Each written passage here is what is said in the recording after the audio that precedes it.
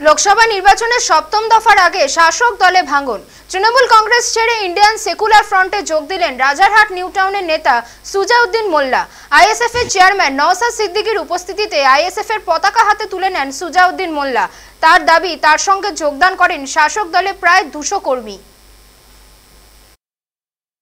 পৌরাঞ্চলে যেহেতু এখানে পাশেই শাসক আমরা টিএমসি কেন এসেছি মানে ওদের প্রচুর দূর। আমার একটা আমি সাধারণ সম্পাদক রাজা নিউ টাউন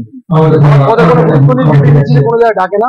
ওরা ভোট আসলে ভোটের সময় আমাকে নিয়ে ব্যবহার করে, ভোট আসলে মানে ভোটের সময় ব্যবহার করার পরে ভোট যে হয়ে যাবে আমার কাছে।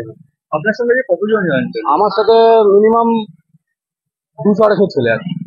কিন্তু এই যে আপনি আইএসএফ এ জয়েন করলেন, এরপর তো আপনার শাসক দলের পক্ষ থেকে আপনার আসবে। চাপ আসুক, আমি হকের কথা লড়াই করবো, চাপ আসবে আমি বুঝে নেব। ভাইজান আছে যে আছে উনি দেখবেন, বাদ বাকি আমরা ঝান্ডা মারবো, যদি কিছু করার থেকে করে নেবে। আমি হকের কথা লড়াই করে জীবনটা দিয়ে দেবো। অন্যায় ওরা ওর প্রচুর দুর্নীতি করছে, ওরা এত দুর্নীতি করছে।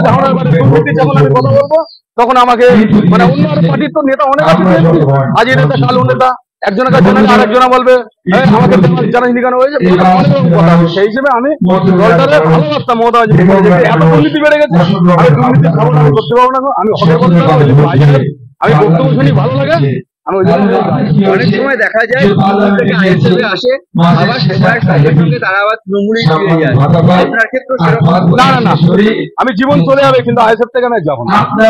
এদের দল থাকলে আমার দেখা তো আমি একটা নিজের থাকবেন, যাবো না, থাকবো।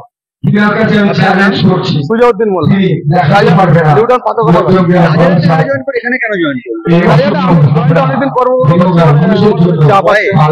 অনেকদিন চাপ দিচ্ছে, কিন্তু সেই হিসেবে আমি আজকে করে আমি সকালে বার হয়েছি, 8টার সময় বার হয়েছি। বারে আমি যোগাযোগ করে ডাইরেক্ট